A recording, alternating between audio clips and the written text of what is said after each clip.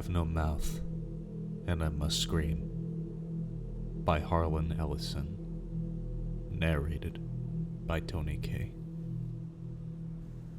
The following story contains scenes of violence, sexuality, and disparity. Listener discretion is advised.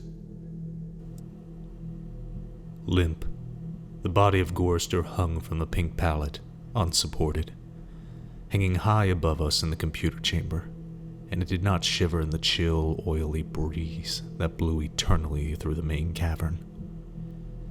The body hung head down, attached to the underside of the pallet by the sole of its right foot. It had been drained of blood through a precise incision made from ear to ear under the lantern jaw. There was no blood on the reflective surface of the metal floor. When Gorrister joined our group and looked up at himself, it was already too late for us to realize that, once again, Am had duped us, had its fun. It had been a diversion on the part of the machine. 3 of us had vomited, turning away from one another in a reflex as ancient as the nausea that had produced it. Gorrister went white. It was almost as if he'd seen a voodoo icon and was afraid of the future. "Oh God," he mumbled and walked away. The 3 of us followed him after a time and found him sitting with his back to one of the smaller chittering banks, his head in his hands. Ellen knelt down beside him and stroked his hair. He didn't move, but his voice came out of his covered face quite clearly. "Why doesn't it just do us in and get it over with already? Christ, I don't know how much longer I can go on like this." It was our 109th year in the computer. He was speaking for all of us. Nimdoc, which was the name the machine forced him to use because Am amused itself with strange sounds, was hallucinating that there were canned goods in the ice caverns. Gorrister and I were very dubious. "It's another shuck," I told him. "Like the goddamn frozen elephants Am sold us. Benny almost went out of his mind over that one. We'll just hike all the way there, and it'll be putrefied or some damn thing. I say forget it. Stay here. It'll have to come up with something pretty soon, or we'll die." Benny shrugged. 3 days it had been since we'd last eaten. Worms. Thick, ropey. Nimdoc was no more certain. He knew there was a chance, but he was getting thin. Couldn't be any worse there than here. Colder, but that didn't matter much. Hot, cold, hail, lava boils, or locusts, it never mattered. The machine masturbated and we had to take it or die. Ellen decided us. "I've got to have something, Ted. Maybe there'll be some barlet pears or peaches. Please, Ted. Let's try it." I gave in easily. What the hell? Mattered not at all. Ellen was grateful, though. She took me twice out of turn, and even that ceased to matter. And she never came, so why bother? But the machine giggled every time we did it. Loud up there, back there, all around us, he snickered. It snickered. Most of the time I thought of Am as it, without a soul. But the rest of the time I thought of it as him, in the masculine, the paternal, the patriarchal. For he is a jealous people. Him, it, God is Daddy the deranged. We left on a Thursday. The machine always kept us up to date on the date. The passage of time was important. Not to us, sure as hell, but to him, it, Am. Thursday. Thanks. Nimdoc and Gorrister carried Ellen for a while, their hands locked to their own and each other's wrists, a seat. Benny and I had walked before and after, just to make sure that, if anything happened, it would catch one of us and at least Ellen would be able to be safe. Fat chance. Safe. Didn't matter. It was only 100 miles or so to the ice caverns, and the second day, when we were lying out in the blistering sun thing he had materialized, he sent down some manna. It tasted like boiled boar urine. We ate it. On the third day, we passed through a valley of obsolescence, filled with the rusting carcasses of ancient computer banks. Am had been as ruthless with its own life as with ours. It was a mark of his personality. It strove for perfection. Whether it was a matter of killing off unproductive elements in his own world of filling bulk or perfecting methods for torturing us, Am was as thorough as those who had invented him, now long since gone to dust, could have ever hoped. There was a light flittering down from above, and we realized we must be very near the surface, but we didn't try to crawl up there to see. There was virtually nothing out there. Had been nothing that could be considered anything for over 100 years. Only the blasted skin of what had once been the home of billions. Now there were only 5 of us, down here inside, alone with Am. I heard Ellen saying frantically, "No, Benny! Don't! Come on, Benny! Don't, please!" And then I realized I'd been hearing Benny murmuring under his breath for several minutes. He was saying, "I'm going to get out. I'm going to get out," over and over. His monkey-like face was crumpled up in an expression of beatific delight and sadness all at the same time.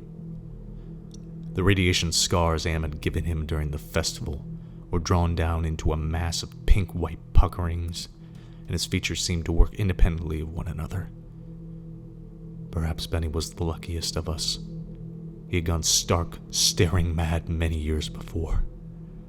But even though we could call Am any damn thing we'd like, could think the foulest thoughts of fused memory banks and corroded baseplates, of burnt-out circuits and shattered control bubbles, the machine would not tolerate our trying to escape. Benny leaped away from me as I tried to grab him.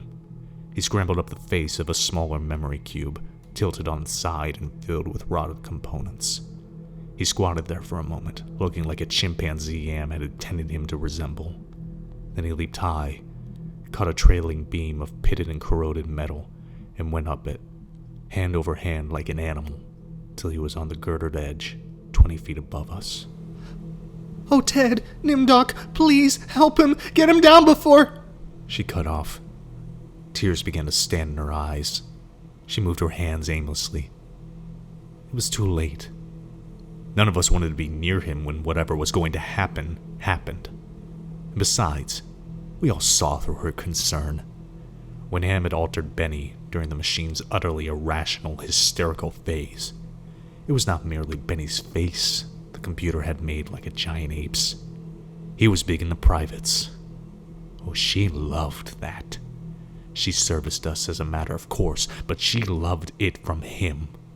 Oh, Ellen, pedestal Ellen, pristine, pure Ellen, oh, Ellen the clean, scum filth. Gorrister slapped her. She slumped down, staring up at poor loony Lenny, and she cried. It was her big defense crying. We had gotten used to it 75 years earlier. Gorrister kicked her to the side. Then the sound began. It was light, that sound, half light, something that began to glow from Benny's eyes and pulse with growing loudness, dim serenities that grew more gigantic and brighter as the light sound increased in tempo. It must have been painful, and the pain must have been increasing with the boldness of the light, the rising volume of the sound, for Benny began to mew like a wounded animal. At first softly, when the light was dim and the sound was muted, then louder as his shoulders hunched together, his back humped as though he was trying to get away from it. His hands folded across his chest like a chipmunk's, his head tilted to the side, the sad little monkey face pinched in anguish. Then he began to howl, as the sound coming from his eyes grew louder, louder, and louder. I slapped my sides of my head with my hands, and I couldn't shut it out. It could cut through easily. The pain shivered through my flesh like tinfoil on a tooth. And Benny was suddenly pulled erect. On the girder he stood, jerked to his feet like a puppet. The light was now pulsing out of his eyes in 2 great round beams. The sound crawled up and up some incomprehensible scale, and then he fell down forward, straight down, and hit the plate of steel with a crash. He lay there jerking spastically as the light flowed around and around him, and the sound spiraled up and out of normal range. Then the light beat its way back inside his head. The sound spiraled down, and he was left lying there, crying piteously. His eyes were two soft, moist pools of pus-like jelly. Am had blinded him. Gorster and Nimdoc and myself, we turned away, but not before we caught the look of relief on Ellen's warm, concerned face. Sea-green light suffused the cave where we made camp. Anne provided punk, and we burned it, seated huddled around the wan and pathetic fire, telling stories to keep Benny from crying in his permanent night. What does M mean? Gorster answered him. We'd done the sequence 1,000 times before, but it was Benny's favorite story. At first it meant Allied Master Computer, and then it meant Adaptive Manipulator. Later on it developed sentience and linked itself up, and they called it an aggressive menace. But by then it was too late. And finally it called itself AM, Emerging Intelligence. And what it meant was, I am. Cogito ergo sum. I think, therefore I am. Benny drooled a little and snickered. And there was the Chinese am, and the Russian am, and the Yankee am, and... He stopped. Benny was beating on the floor plates with large, hard fists. He was not happy. Gorster had not started from the beginning. Gorster began again. The Cold War started and became World War III, and just kept going. It became a big war, a very complex war, so they needed the computers to handle it. They sank the first shafts and began building AM. There was the Chinese AM, and the Russian AM, and the Yankee AM, and everything was fine until they had honeycombed the entire planet, adding on this element and that element.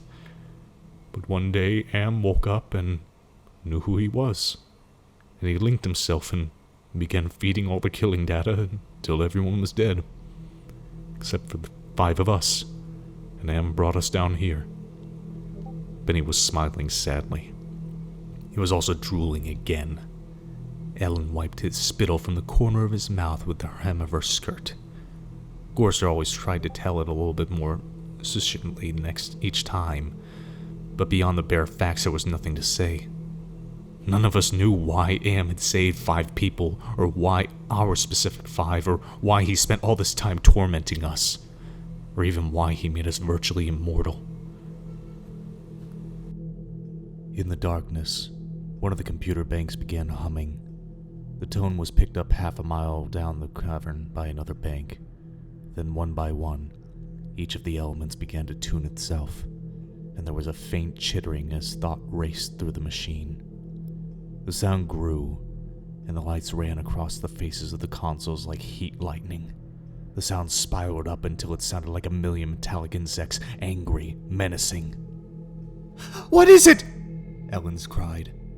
There was a terror in her voice. She hadn't become accustomed to it even now. It's going to be bad this time, Nimdoc said. He's going to speak, Gorster said. I know it. Let's get the hell out of here, I said, suddenly getting to my feet. No, Ted, sit down. What if he's got pits out there, or something else we can't see? It's too dark. Gorster said it with resignation. Then we heard, I don't know, something moving toward us in the darkness. Huge, shambling, hairy, moist. It came towards us. We couldn't even see it, but there was the ponderous impression of bulk heaving itself towards us. Great weight was coming at us out of the darkness, and it was more sense of pressure, of air forcing itself into limited space, expanding the invisible walls of the sphere. Benny began to whimper. Nimdoc's lower lip trembled, and he bit it hard, trying to stop it. Ellen slid across the metal floor to Gorster and huddled into him. There was a smell of matted, wet fur in the cavern. There was a smell of charred wood. There was a smell of dusty velvet. There was a smell of rotting orchards. There was a smell of sour milk. There was a smell of sulfur, of rancid butter, of oil slick, of grease, of chalk dust, of human scalps. Am was keying us. He was tickling us. There was a smell of... I heard myself shriek, and the hinges of my jaw ached. I scuttled across the floor, across the cold metal with its endless lines of rivets on my hands and knees, the smell gagging me, filling my head with a thunderous pain that sent me away in horror. I fled like a cockroach across the floor and out into the darkness, that something moving inexorably after me. The others were still back there, gathered around the firelight, laughing, their hysterical choir of insane giggling rising into the darkness like thick, many-colored wood smoke. I went away quickly and hid. How many hours it may have been, how many days or even years, they never told me. Ellen chided me for sulking, and Nimdok tried to persuade me it had only been a nervous reflex on their part, the laughing. But I knew it wasn't the relief a soldier feels when the bullet hits the man next to him. I knew it wasn't a reflex. They hated me. They were surely against me, and Am could even sense this hatred and made it worse for me because of the depth of their hatred.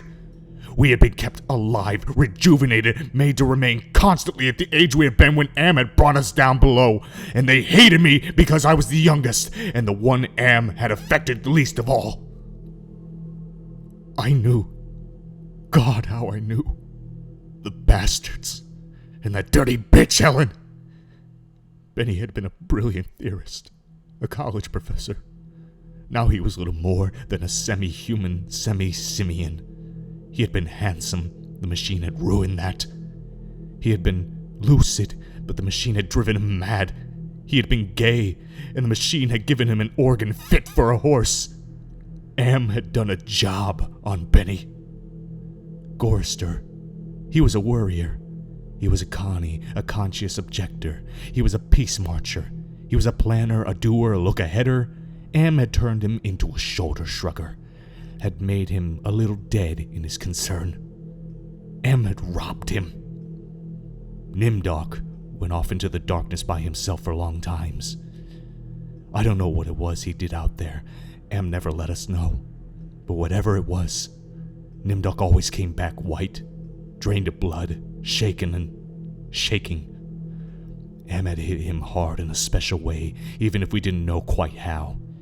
And Ellen, that douchebag, Am had left her alone, had made her more of a slut than she had ever been. All her talk of sweetness and light, all her memories of true love, all the lies she wanted us to believe.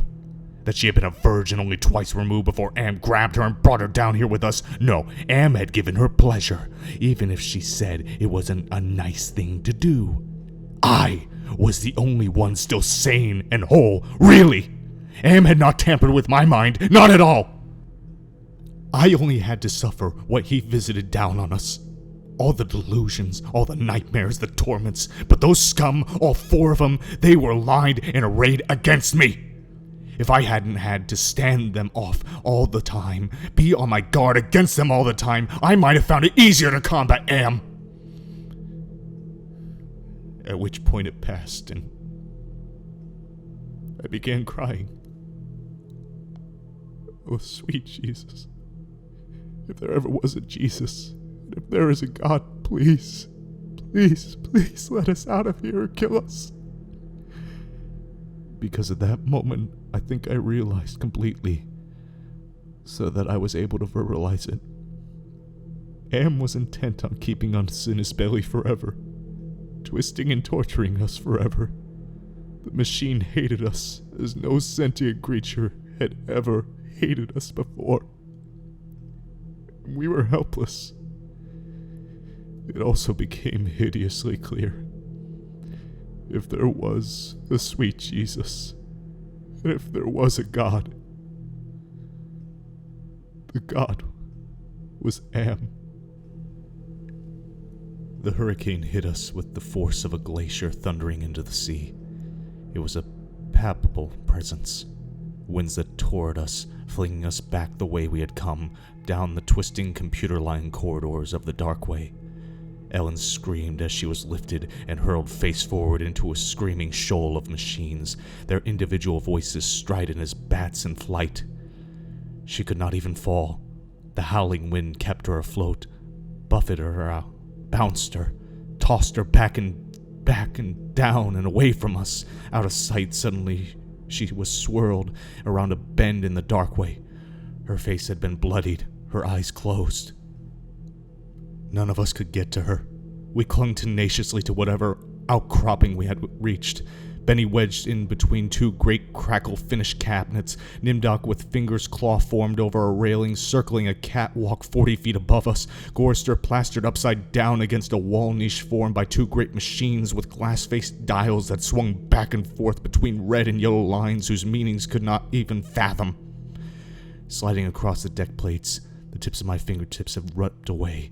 I was trembling, shuddering, rocking as the wind beat me, whipped me, screamed down out of nowhere at me, and pulled me free from one slither-thin opening in the plates next to mine.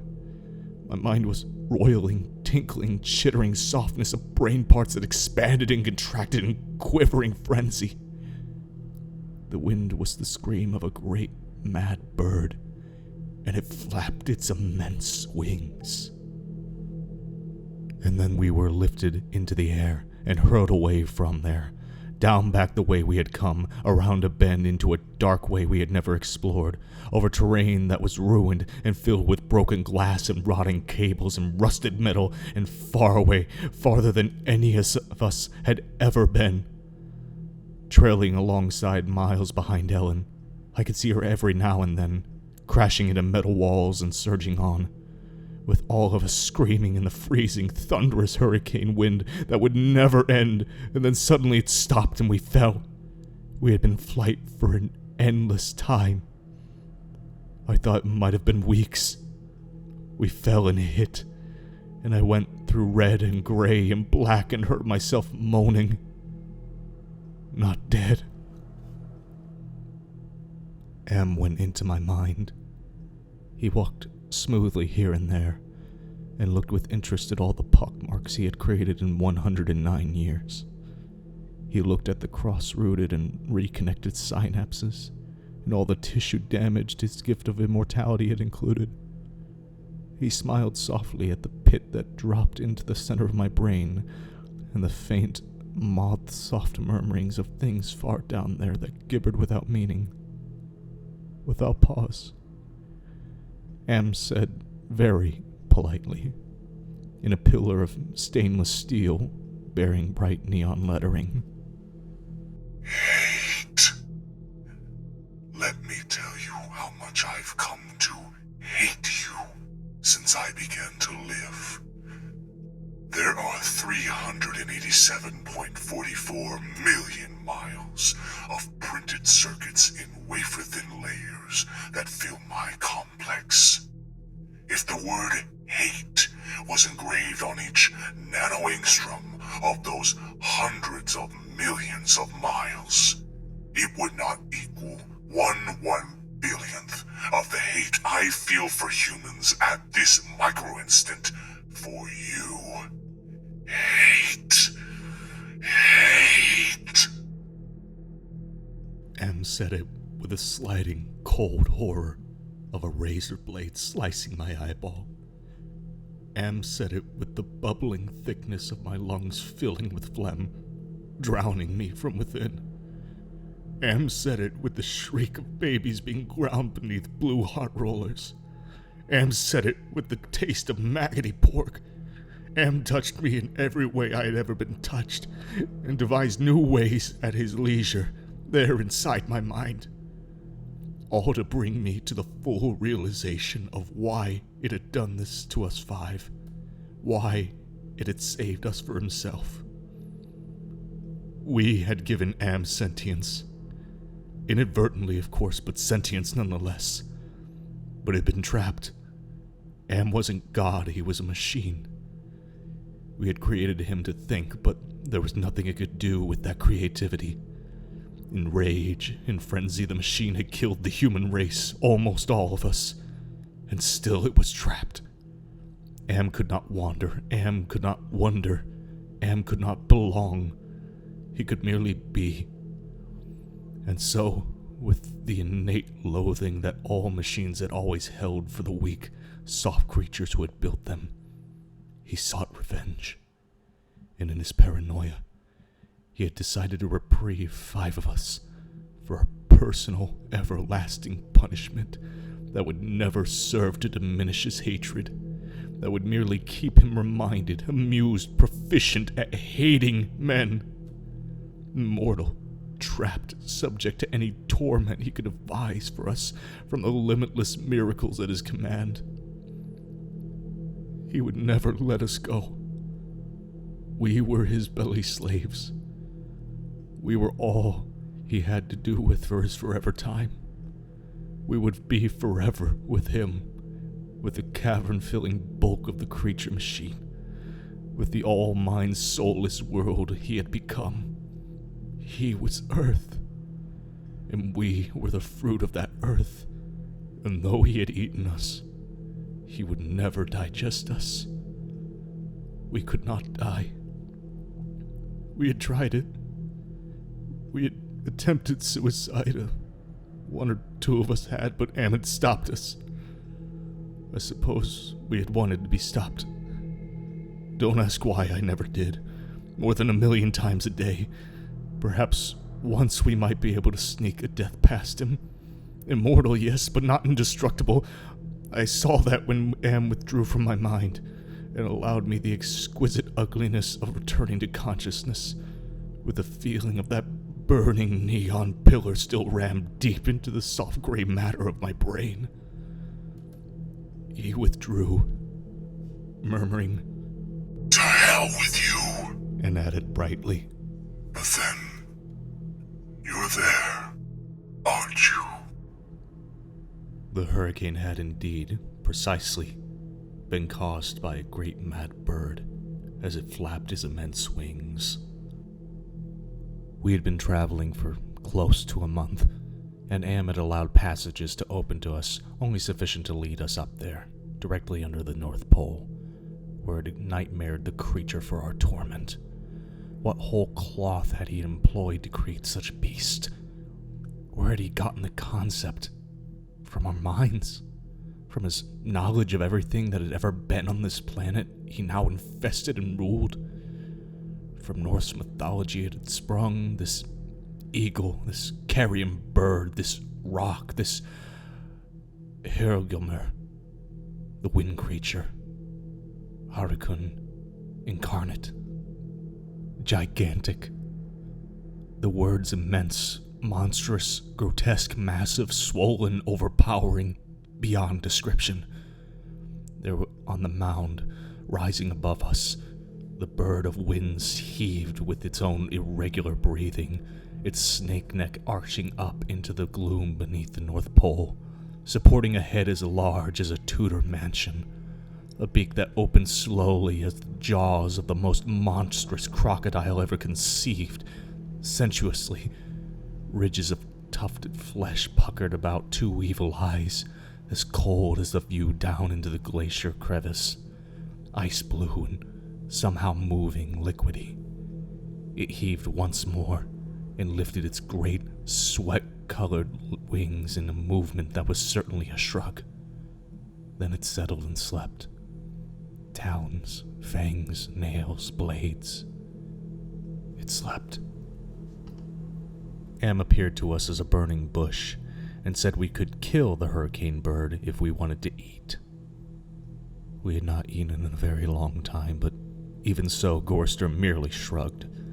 Benny began to shiver and he drooled. Ellen held him.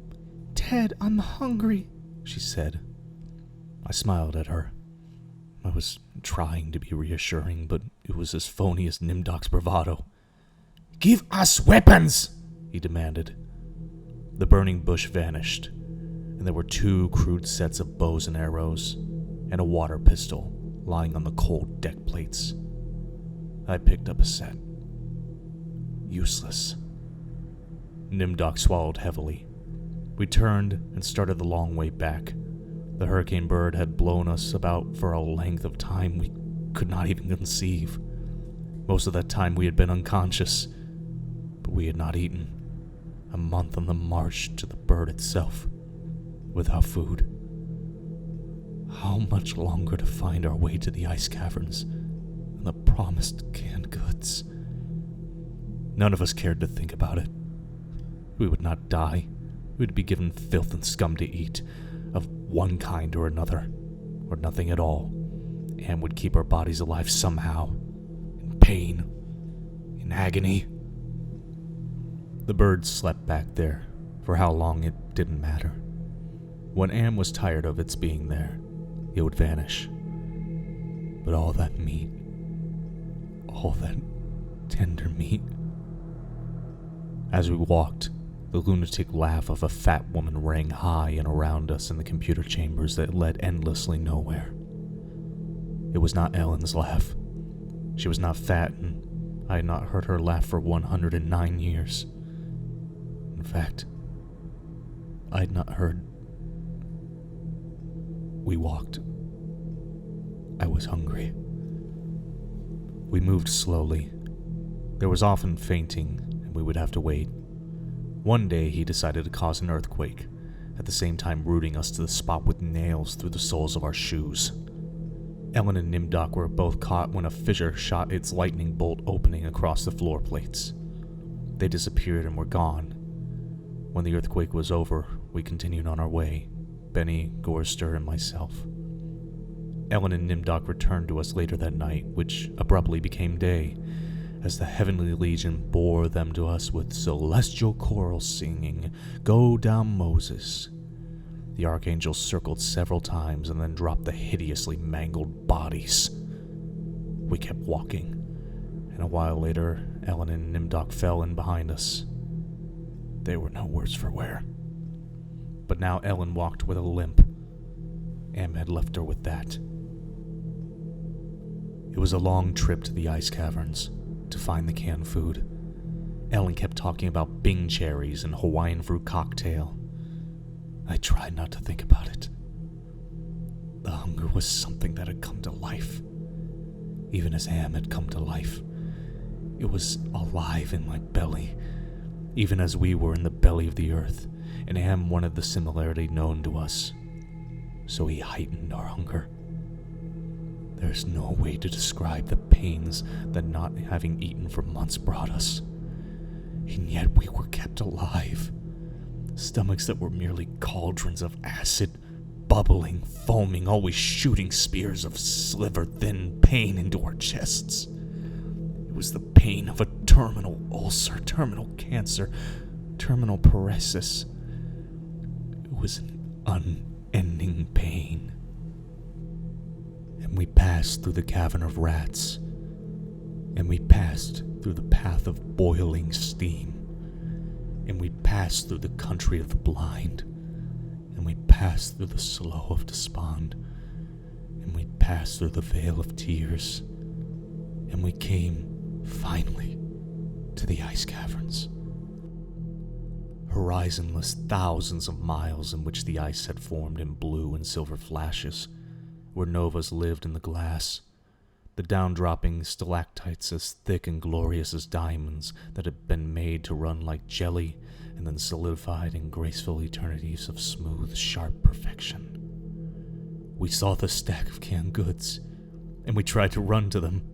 We fell in the snow, and we got up and went on, and Benny shoved us away and went at them and pawed at them and gummed them and gnawed at them, and he could not open them.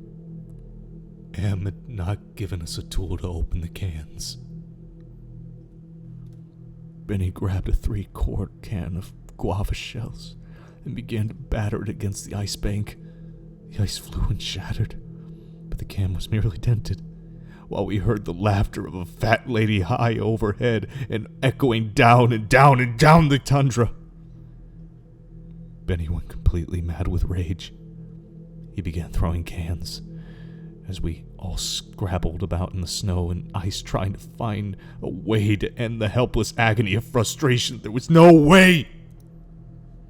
Then Benny's mouth began to drool, and he flung himself on Gorster. In that instant, I felt terribly calm. Surrounded by madness, surrounded by hunger, surrounded by everything but death. I knew death was our only way out. Am had kept us alive, but there was a way to defeat him. Not total defeat, but at least peace. I would settle for that. I had to do it quickly. Benny was eating Gorster's face. Gorster on his side thrashing snow. Benny wrapped around him with powerful monkey legs crushing Gorster's waist, his hands locked around Gorster's head like a nutcracker, and his mouth ripping at the tender skin on Gorster's cheek. Gorster screamed with such jagged-edged violence that stalactites fell. They plunged down softly, erect in the receiving snowdrifts. Spears, hundreds of them, everywhere, protruding from the snow. Benny's head pulled back sharply, as something gave all at once, and a bleeding, raw white dripping of flesh hung from his teeth. Ellen's face, black against the white snow, dominoes and chalk dust. Nimdog, with no expression but eyes. All eyes. Gorster half conscious. Benny now an animal. I knew Am would let him play. Gorster would not die, but Benny would fill his stomach. I turned half to my right and drew a huge ice spear from the snow. All in an instant, I drove the great ice point ahead of me like a battering ram, braced against my right thigh. It struck Benny on the right side, just under his ribcage, and drove upward through his stomach and broke inside him. He pitched forward and lay still. Gorster lay on his back. I pulled another spear free and straddled him, still moving, driving the spear right down through his throat. His eyes closed as the cold penetrated. Ellen must have realized what I had decided, even as fear gripped her. She ran at Nimdok with a short icicle as she screamed, and into his mouth, and the force of her rush did the job. His head jerked sharply as if it had been nailed to the snow crust behind him. All in an instant. There was an eternity beat of soundless anticipation. I could hear Am draw in his breath. His toys had been taken from him. 3 of them were dead, could not be revived. He could keep us alive by his strength and talent, but he was not God. He could not bring them back. Ellen looked at me, her ebony features stark against the snow that surrounded us. There was a fear and pleading in her manner, the way she held herself ready.